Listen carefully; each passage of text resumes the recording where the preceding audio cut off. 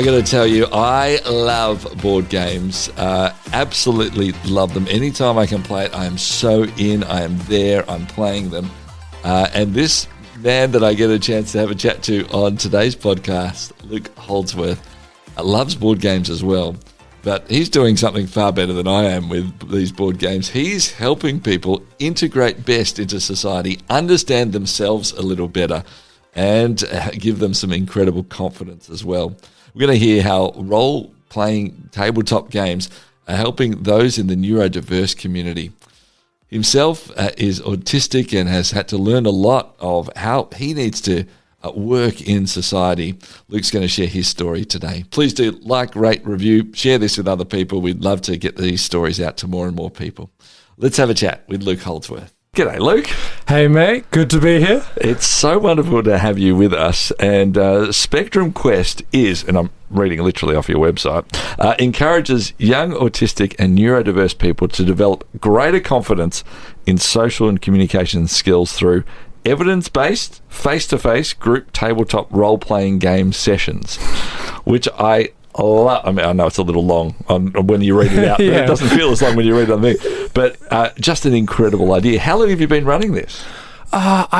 I got the first group a year and a half ago. That obviously I was working a little bit longer to try and get this going and figure out how to do all this business stuff. I love it. I love it. All right, well, we want to come back and talk a bit more about this and its development and how you actually got to it. But can we talk a little bit about you first? Yeah. Your understanding and your perspective as you've grown up as well. And I suppose, where do you fit around the neurodiversity? Yeah, absolutely. So I am autistic, or ADHD, which stands for Attention Deficient Hyperactivity Disorder. Basically, I struggle to pay attention, but get very excited about things, you might say. And that led to me... It did lead to some challenges in life. I struggled to communicate well. I struggled to understand people. I was very, very literal in my understanding of people and what people were saying.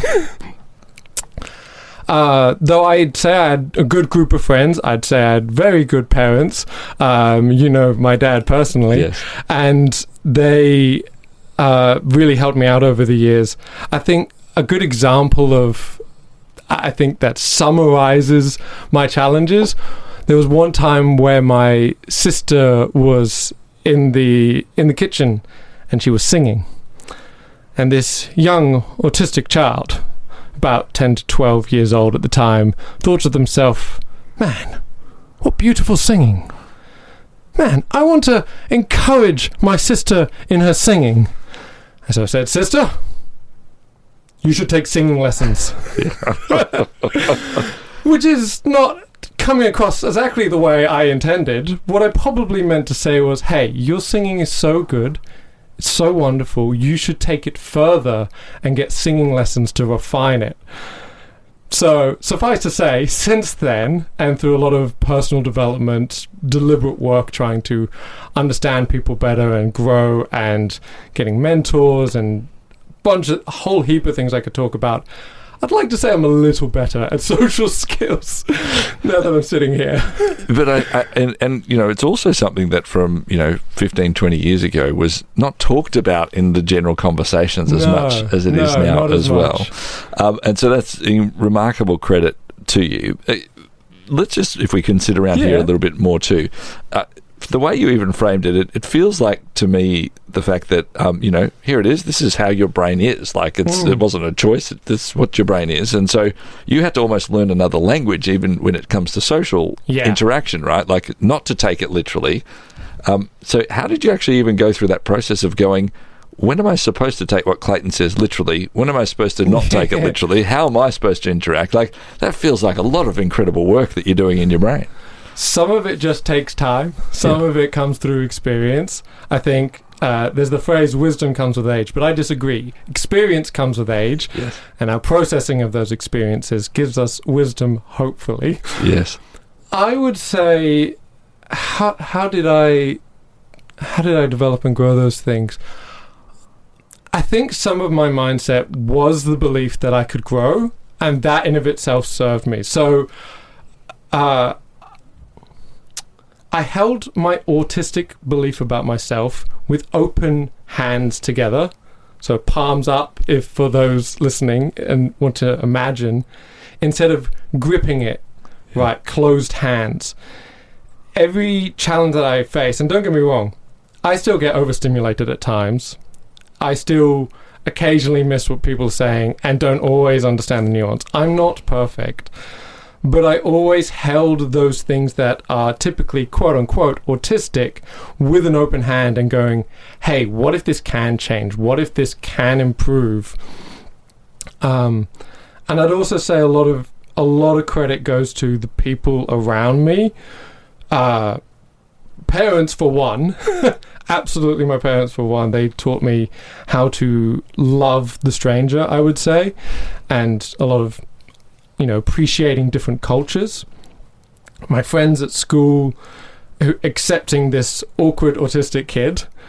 A course I did a number of years ago called Next, to give credit to those guys. They really fed into my life a lot and helped me grow and understand myself a lot better.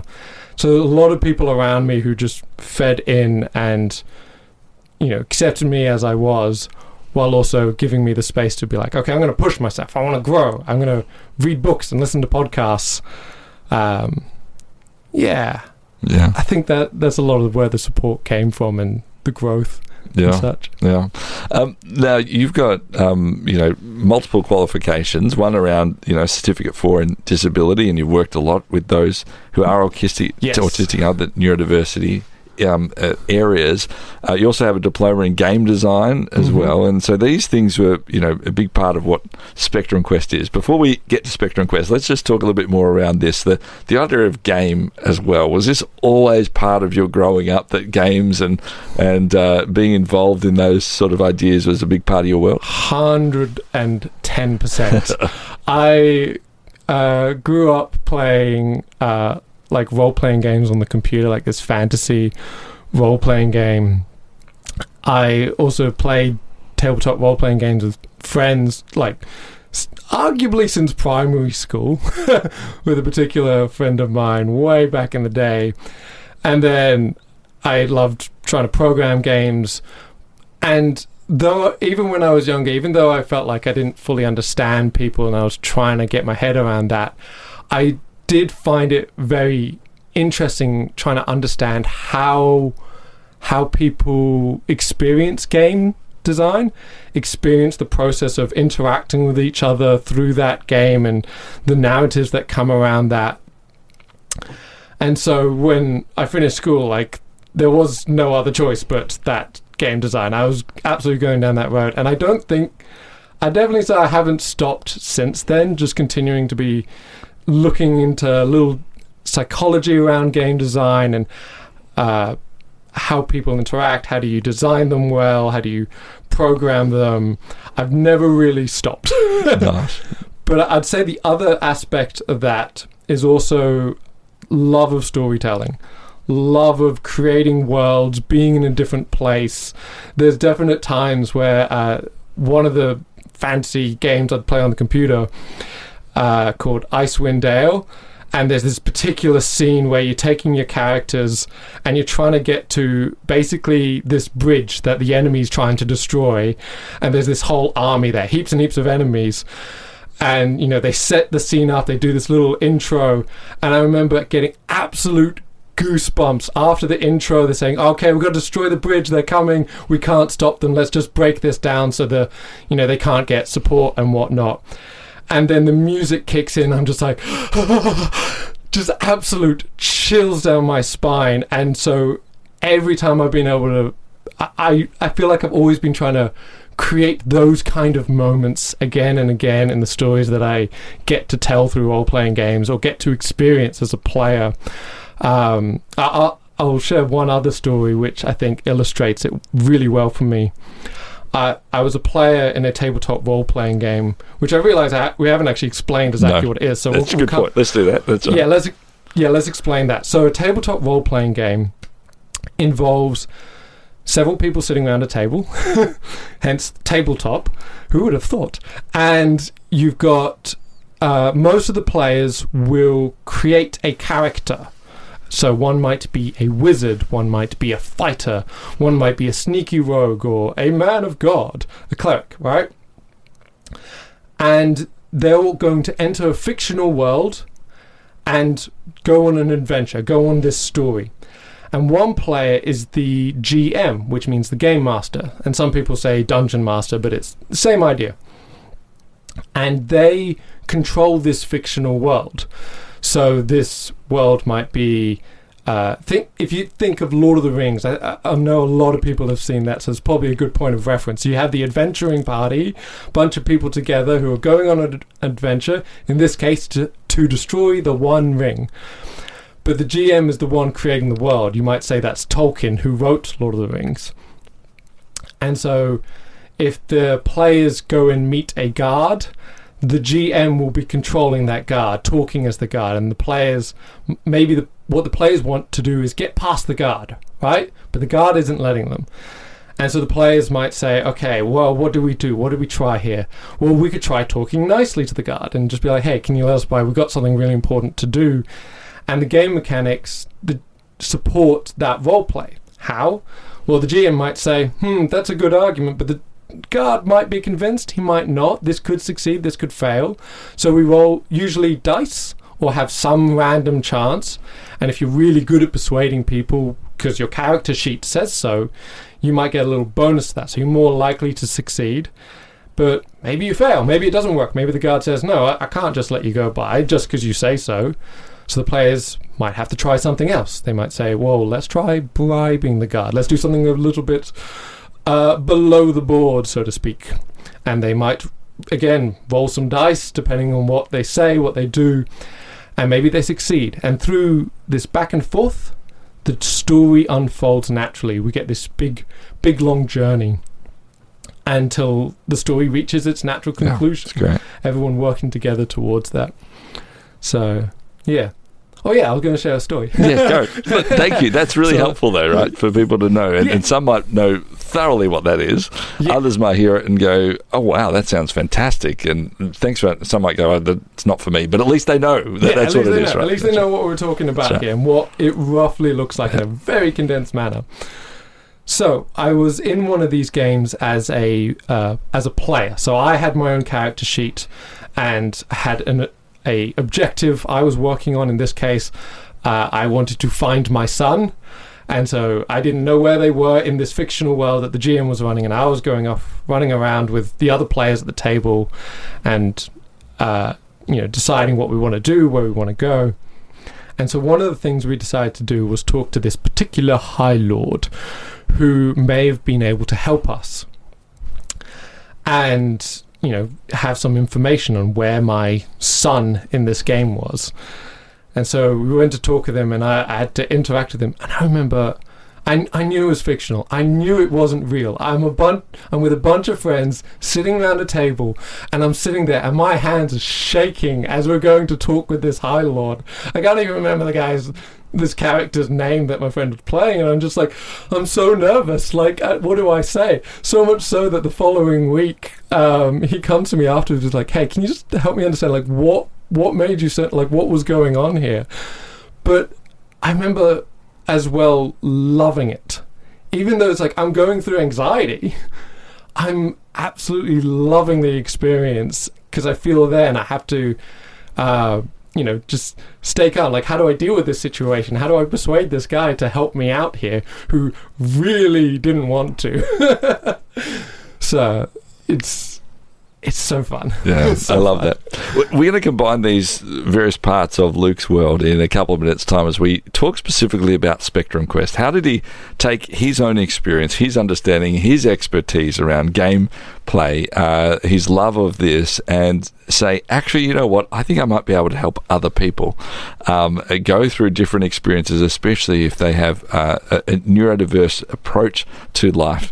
So we're going to talk more about that next here on Towards Understanding. Share your brand, your event, your message across 90 Christian radio stations and major cities in Australia and New Zealand by sponsoring Towards Understanding, hosted by Clayton Bielan. More than 210,000 people tune into Towards Understanding each week, and with just one sponsorship, you'll reach this immense engaged audience.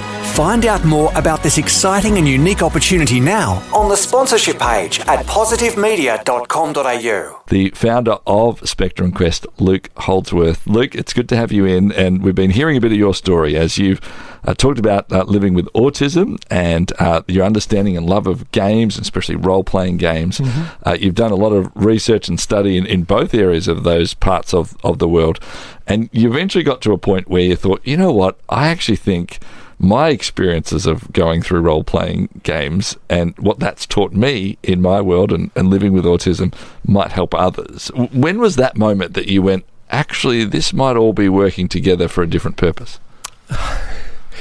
It's a lot of things coming together and lining up real nicely. So, obviously, I was mentioning before, loved game design, loved trying to understand how people interact with games and how it affects them and the positive impact it can have. I love telling stories. I love neurodiverse people, being neurodiverse myself and having done a lot of work with neurodiverse people, particularly over the last 5 or 6 years, I'd say. And there was also a part of me that really desired to have a positive impact on the world, one way or another. Right, I love game design, but I'm also going how do I positively influence the world? How do I, even if it's not necessarily leaving a mark, but leaving people better off than where I found it? And I must say that the big part of that is who you are. It also comes out of your Christian faith belief as well. And sure. This is not actually something that is a sort of a Christian in that sense. It's for anybody, any walk of life. But I'd imagine from what I know of you that was also a big part of why you wanted to make that difference. Oh, for sure. There's part of me going, when I get to heaven, God, what did I do to bring about the kingdom of God?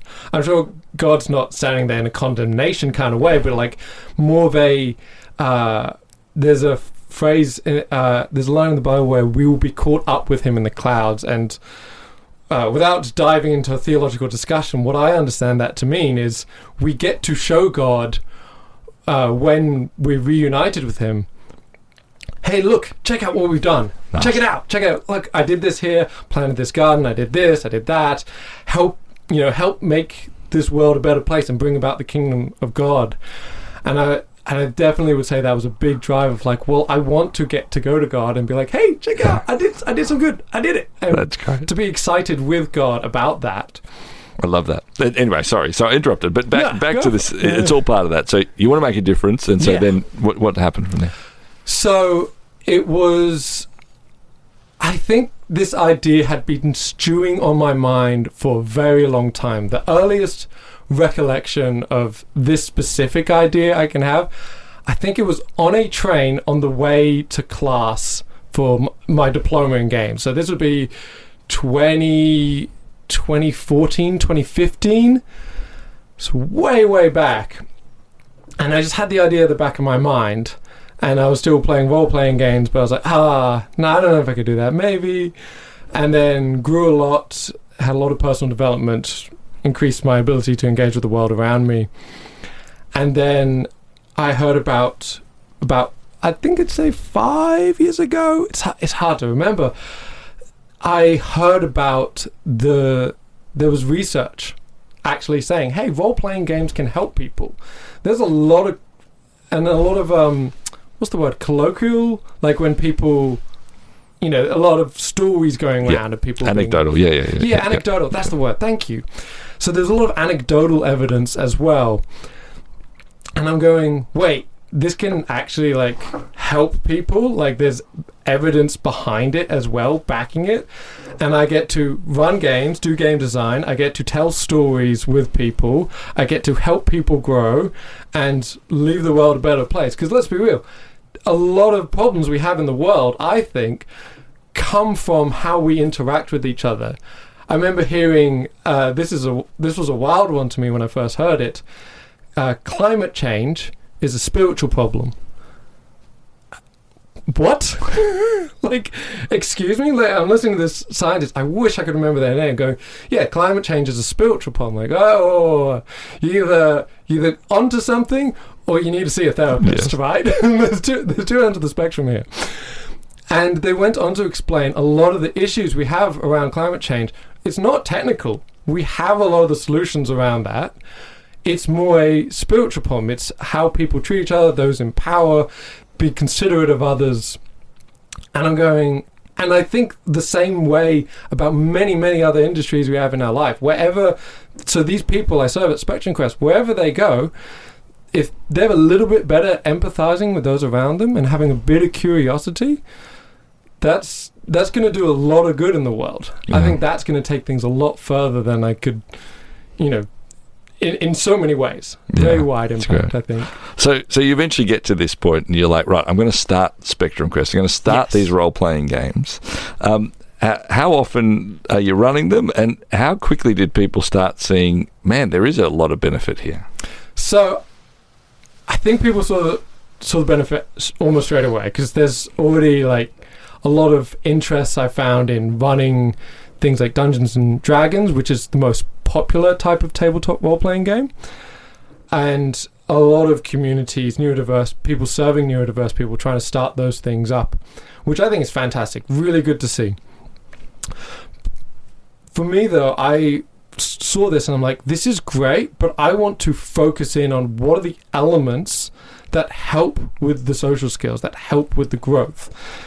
And so I just started it up. I just basically tried to figure out, okay, what do I name this thing? What do I call it? And brainstormed heaps of ideas, came up with Spectrum Quest. So for those that aren't necessarily making the link, those with autism, these days it's usually referred to as the autism spectrum. So those in the neurodiverse community will be like, yeah, we get it. And then quest is a little bit on the nose of you're going on a quest in these role-playing games. And then had some friend help me design the logo, all the basic business boring stuff that comes with setting it up. But what I love is I got the website set up and I'm trying to figure out how do I, get the word known and get the first group going. And these people, where I run some games now, they reached out to me. The guys at the gaming arena, one of their staff found the website and was like, hey, saw your website, thought what you were doing was really cool. Do you want to run games at the gaming arena? And I was like, yeah, sure. I've got a location. Fantastic. This works out great. Cool. Let's put that on the website. These time slots here. Work it all out. Right. Need people. And then I get one application come in and I'm like, fantastic. I have my first application. Very exciting. And then I connect with them and talk with them and they ask me like, hey Luke, so like how many people are, what's needed to get this started? I'm like, well, we need at least like 4 to 6 people ideally because it doesn't really work with one person. It's not really designed for that. And they're like, okay, I'll take care of it. I'm like, okay. And then like within 2 weeks later, they'd gotten 5 other people to sign up. And I'm like, oh, okay, cool, let's get a group going. And so I'm quickly trying to finish up all the other business side of things, all the other paperwork that I need to do, and the code of conduct, which I'd started on. I was like, right, I need to get that done ASAP, and all this stuff. And it just kind of got going. And it's just been going since then. They just shared the word a little bit, and it was so fun. So good. What I love as well, as I was reading about too, that it's even NDIS sort of fundable because it's all about, back to what you said, the aim is actually how do we do capacity building for people? How do people understand that, which is wonderful. So nowadays, how often are you running this? How many times a week is this running? And then I want to hear a couple of the stories without not sharing people's names, understand that, but some of the impact. So could you start with how often are you running these now and how popular have these become?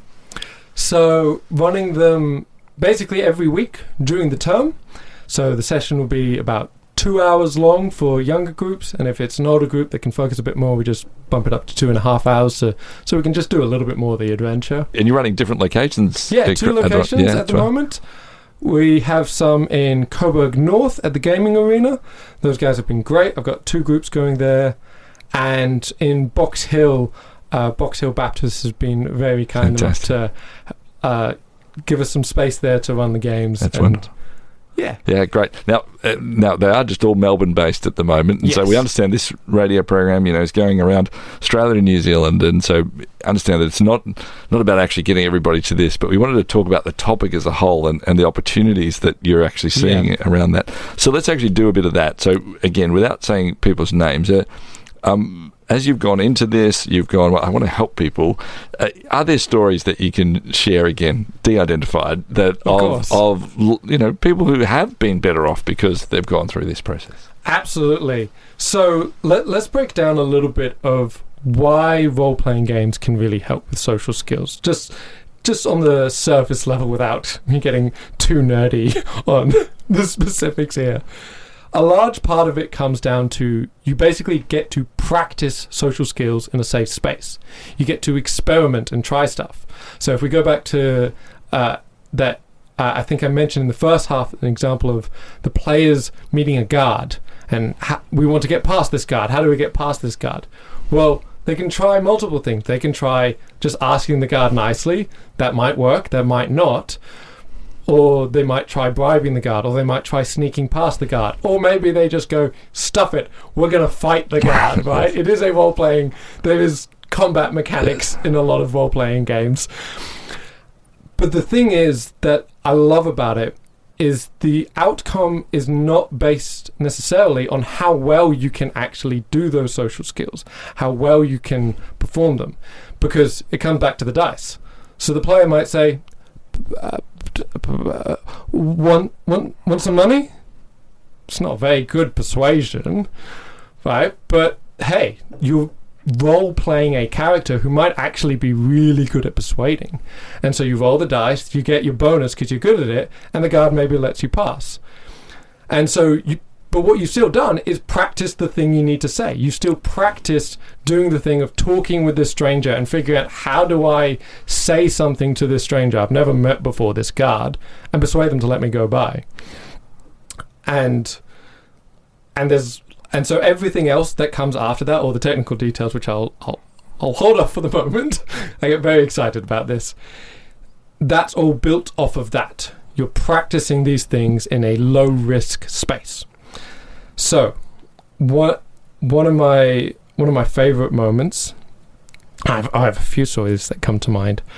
I had a player who their character had a pet dinosaur, and during this particular combat, their dinosaur was fighting one enemy here while they were off somewhere else. And their pet dinosaur who's fighting alongside them was taking a bit too much damage and was risking going down. And another player could have helped and didn't quite do the same actions, and it didn't go well, basically. And they were quite frustrated over this. And understandably, I think there's some space to say, yeah, that other player could have helped things not go so badly for the little dinosaur when they asked. And I could see them sitting down, getting frustrated and being like, Dad, this didn't work out the way I wanted. But choosing to try and remain calm and just choosing to be like, you know what? It's like, they still expressed their need. They still said, hey, I'm a little bit frustrated that you didn't do anything here. Like, you could have changed this, and now there's consequences. And I didn't pull the punches. I'm like, no, they're down. They're injured for the next adventure, and they need to recover, and they can't join you because they got too injured in the fight. I'm not pulling the punch. But they still remained calm in that frustration, in that annoyance, and seeing them practice that, because it's something that's not actually real. Like, they didn't actually lose a pet dog or something like that. Yeah. It's not real. So I think that probably made it a lot easier for them to go, stay calm. So hopefully, in real life, when something, hopefully nothing too tragic happens in their life, but let's be real, the world can be rough sometimes. hopefully they're a little bit more capable now of just staying calm. And I think they did such a good job. Yeah, that's great. And that's what you're seeing time and time again on the little scale, and then you're seeing that on the big scales as well. It really is just a wonderful thing that you're doing, and I'm so glad that we could highlight it on the program today as well, Luke. And I'm imagining, we're out of time, but in terms of what you hope to see out of this, I'd imagine that you're obviously more impact, people understanding more. I'd imagine you'd be hoping that other people around the country and around our region would run these sorts of things in other places as well. Absolutely. Yeah. And you don't need to be like a professional, like having studied this.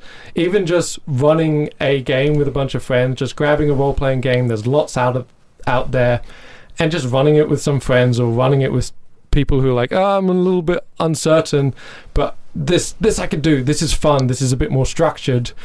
So let's just have some fun and play it. That's going to help people. They're still going to help people. Yeah, I love that.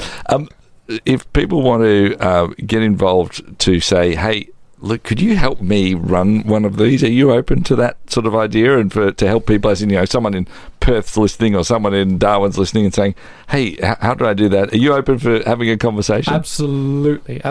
I'm definitely starting to reach the point now where I cannot be in two places at once. I love that. While I control a fictional world, I am not God. Well, if you want to get in touch with Luke about how you might be able to help your community, spectrumquest.com.au is his website, spectrumquest.com.au. Luke, thank you so much for coming in. Thank you for having a chat to us, and we wish you all the best with Spectrum Quest. Thank you so much. It's been an absolute pleasure. Luke Holdsworth, my guest here on Towards Understanding.